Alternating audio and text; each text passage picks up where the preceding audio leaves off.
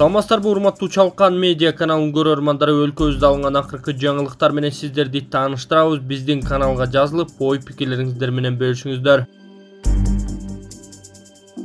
Мейрамбек Ахметов Венгрияда өтчү күрөш турнирине калыстык кылууга чакырылды. Кыргызстандын олимпиадалык категориядагы калысы Мейрамбек Ахметов бириккен күрөш дүйнөсү тарабынан Венгрияда өтө турган квалификациялык турнирди тескөөгө чакырылды. Бул тууралуу Кыргызстандын күрөш федерациясы кабарлады. Турнирдин жыйынтыгы менен мыктылар быйыл Токиодо өтчү олимпиада оюндарына жолдомо алышат. Мелдеш 18-марттан 21-мартка чейин созулары айтылды. Белгилүү машыктыруучу Мейрамбек Ахметов Кыргызстанда бир топ балбанды тарбиялаган. Шакирттердин бири Канат Бегалиев 2008-жылы Пекинде өткөн олимпиада оюндарында күмүш байга алып кайткан. Марлен Маматалиев жыйындар залындагы компьютерлерди канча сомго сатып алышканын айтып берди. Башында өзүңүзгө белгилегендей ошол ремонт маселеси турган. Биз ремонт маселесин дагы толугу менен бюджеттен бир тиын кетирбей өзүбүз толугу менен бүтүрүп алдык. Андан сырткары экинчи маселе болуп калды, бул компьютерлер. Компьютерлер маселеси боюнча дагы тендер жарыяланып, 15 миллион сомдук тендер жарыяланыптыр. Биз аны дагы токтотуп жокко чыгардык. Айттык, келиңиздер, бул компьютерлерди дагы биз өзүбүз алалы дедик.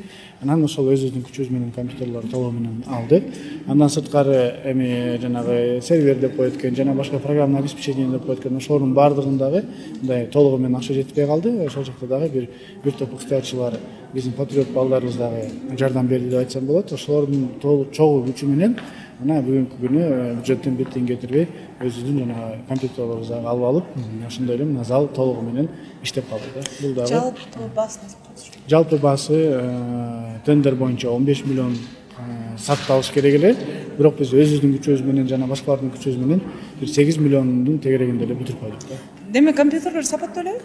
Сапаттуу, баягындай эле кандай каалай турган мындай жакшы современный акыркы модельдеги компьютерлерди толугу менен алдык да. Эми өтө жакшы деп алган жокпуз, анткени бул иштөө үчүн эле компьютерден жанагы Word'ду ачып, документтерди ачуу гана, анан жана программаны колдой турган гана функцияларды караштырдык. Толугу менен өтө күчтүү кылган жокпуз да. Андай муктаждык жок.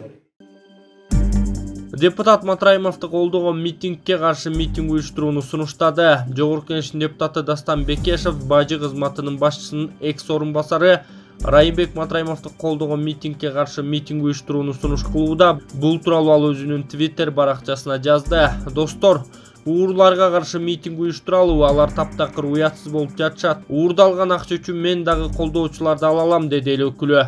Эсиңиздерге салсак, кечээ жана бүгүн Улуттук коопсуздук мамлекеттик комитетинин алдында Райымбек Матраимовду колдоо митинги өттү. Ага болжол менен 200-300 адам катышкан. Жапаров Москвага болгон иш сапарында 100 миллион доллар насыя алууну сүйлөшөт. Президент Садыр Жапаровдун Москвага расмий иш сапары учурунда Евразиялык фонддон 100 миллион доллар насыя алууну сүйлөшөт. Бул тууралуу Тышкы иштер министри Руслан Казакбаев 24 KG агенттигине берген маегинде билдирди. Маалым болгондой, насыя өлкөнүн экономикасын колдоого, социалдык секторго жана финансылык тармакка жумшалат. Москвадагы жолугушууда өнөр жай, тышкы саясат жана мигранттар боюнча маселелер козголоору дагы айтылды. Райымбек Матраимов 2 айга камалды. Бажы кызматынын төрагасынын мурдагы орунбасары Райымбек Матраимов 2 айга камалды. Мындай чечимди бүгүн Бишкектин 1-май райондук соту кабыл алды. Жактоочу Мадина Ниязова соттун мындай чечимине макул эмес экенин билдирип, 5 күн ичинде жогорку инстанцияга кайрыла турганын билдирди. Ниязованын айтымында Матраимов 2 ай УКМКнын тергөө абагында болот. Мамлекеттик бажы кызматынын төрагасынын мурдагы орунбасары Райымбек Матраимовдун бөгөт жарасы 20 февралда жабык каралды. Мамлекеттик бажы кызматынын төрагасынын мурдагы орунбасары Райымбек Матраимов 18 февралда УКМКга сурак бергенден кийин экинчи жолу кармалган. Ага кылмыштуу кешелерди адалдаштырууга байланыштуу айып тагылган. Бишкектин 1-май райондук соту 11 февралда Райымбек Матраимовду коррупция беренеси менен күнөөлүү деп таап 260 000 сом айып пул чегерген. Ал бажыдагы коррупциялык схема түзгөнүн мойнуна алып, буга чейин бюджетке 2 миллиард сом төгүп берген. Матраимовго караган соттун чечими жарандык коомдун нараазычылыгын жаратып, 14 февралда Бишкекте аны камакка алууну талап кылган акция өткөн. УКМК 15 февралда Райымбек Матраимовдун чет мамлекеттерде кымбат баалуу кыймылсыз мүлкү бар экени аныкталса, тергөө иштери улантылаары маалымдаган. АКШнын финансы министрлиги былтыр декабрда Райымбек Матраимовду жана анын жубайы Уулкан Аманда Тургунованы Магнитский акты деп аталган кара тизмеге киргизишкен. Азаттык радиосу уюшкан кылмыштуулукту жана коррупцияны иликтөө долбоору анын Кыргызстандагы өнөктөшү Клоп медиасы чогуу жүргүзгөн бажыдагы миллиондор карактоо жана калкалоо, көмүскө акча ташыгандар кербени деген иликтөөлөрдө бажыдагы коррупцияга Матраимовдун тиешеси бар экенин таап чыгышкан. Бул иликтөөлөрдү Райымбек, Искендер Матраимовдор, алардын жубайлары жана үй бүлөлүк Исмайыл Матраимов атындагы фонд каралоодо эсептеп сотко кайрылышкан. Сооронбай Жээнбеков экс-президент макамынан ажырап камакка алынабы? Сотко чакыруу келгенде Сооронбай Жээнбеков ажылыкты шылтоолоп качып кеткенин жарыялаган.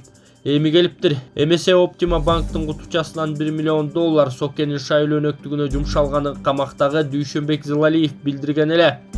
Бул жагынан кандайча көрсөтмө берерин коомчулук күтүп бүйүргүзүп турган чак. Мындан сырткары Россия, Кытай, Батыш жана башка өлкөлөрдөн келген гуманитардык жардамдар, дары-дармектер, ПЦР тесттерди президенттик аппарат тымызын түрдө сатып бизнес кылды беле. Бул боюнча ЖМКларда талкуу жаралып, ынанымдуу жооп ала албай жатышат. Ошого катар пандемияга бир канча миллиондогон доллар жардам катары келсе, аны айлык акыларга, башка коромжуларга чаптап башалгандык жаралганбы? Былтыр жай айларындагы коронавирустан каза тапкандар 8000ден ашканы айтылууда. Соке башында турган бийликтин кара санатайлыгы, шалаакылыгы үчүн эл кырылганбы? Жакында үмүт кыймылы түзүлүп өткөн жылдын 5-6 октябрь күндөрүндө оор жаракат алгандар үмүттүн өлүмүнө коштолгон ондогон жабырлануучулар арызданышып, аянтта жабыр тарткандар 1000ге чукул. Бул жааттан да чоң резонанс жаратышууда. Соке баш болуп желдеттери Кашкар Жунушалиев, Орозбек Опунбаев жана Өткүрбек Жамшитов да айыпталышабы? Эл күтүүдө. Бул жагынан Сокенин кландык тууганчылык кадрлары, Салиевтер жана берегүч органдарынын жетекчилери менен айыпталабы? Того тери элдин талабы менен Сооронбай Жээнбековдун экс-президент макамы алынып, кылмыш жоопкерчилигине тартылары негизги маселеге айланды. Кеп жаңы бийликте деп жазган Аргумент KG сайты. Мырзахматов улуттар биримдигин Ош шаардык кеңешине өткөзүүгө чамынууда. 11 апрелде жергиликтүү кеңештерге шайлоо жүрөрү маалым. Ага утурлай эски жаңы партиялар теминип чыгышууда. Ошолордун арасында улуттар биримдиги Ош шаардык кеңешине катышууга кам көрүп, кожоюну Медис Мырзахматов активдүү киришип, өзүнө караштуу жаштарды топтоо менен күч сынашууга белсениптир. Башка аймактарга шаасы жетпесе да, Оштон позицияны бекемдөө үчүн улуттар биримдиги бар күчүн жумшайт. Эгерде Мырзахматовдун партиясы шаардык кеңештен өтпөй калса, анда парламенттик шайлоодон үмүт кылбай эле койсо болот. Бул ирет чоң күрөшкө машыгуу тарихинде кандайдар эметте экенин тыңдайбыз деп жазган Арба KG сайты. Ихлас компаниясы жерлерди мыйзамсыз алып архитектуралык талаптарды бузганбы? Башында Ихлас курулуш компаниясын Жантөрө Саттыбалдиев жөлөп таяса, кийин Икрам Илмияновдун арты менен бутка турушуп үй салууга жерлерди оңой олтоң алып алышкан. Алмазбек Атамбаев бийликтен кеткенден кийин да дүркүрөп бизнестери уламды. Сооронбай Жээнбековдун колтугуна кирип кетишип, кылгылыкты кылышып, кылжып менен буушканбы? Бир тууган Осмоновдорго таандык Ихластын бүтүндөй республикага кулачын жайганы, өзгөчө Бишкек, Ош шаарларында курулуштары жанданганы белгилүү. Тар чөйрөдө калпыс иштери айтылууда. Ихлас компаниясы жерлерди мыйзамсыз алып, архитектуралык талаптарга жооп бербеген курулуштарын улантты беле. Албетте, биз суроо салдык. Ар бымбылыктар ачыкка чыкпай боркулдап атабы? Сайттын кийинки сандарында дал ушул жагынан иликтөө материалдарды чыгарууга аракет кылмакчыбыз деп жазган Арба KG сайты. Улуттук статистика комитетинин төрагасы алмашты. Самат Насирдинов Улуттук статистика комитетинин төрагасы болуп дайындалды. Бул тууралуу президенттин басма сөз кызматы билдирди. Маалыматка ылайык, президент Садыр Жапаров 19 февралда кол койгон жарлыкка ылайык Насирдинов Самат Насирдинович Кыргыз Республикасынын Улуттук статистика комитетинин төрагасы болуп дайындалган. Буга чейин аталган кызматты ээлеп келген Акылбек Султанбеков президенттин буйругу менен кызматтан бошотулган. Алканова бүт кыргыз элитасы Матраимов каржылап келген. 19 февралда УКМК имаратынын алдында Райымбек Матраимовдун тарапташтары аны бошотуу талабы менен митингге чыгышкан. Анын жүрүшүндө журналист Элнур Алканова Райымбек Матраимовду бүгүн колдоп митингге келгендерди акча алуудан келишкен деген сөз негизсиз экенин айтты. Ал Райымбек Матраимов кара сууда өткөргөн иш-чарага бүт кыргыз элитасы барганын эскертип, мына ошолор Матраимовдон каржыланып келген. Бүгүн келгендер чындап колдогондор деп пикирин айткан.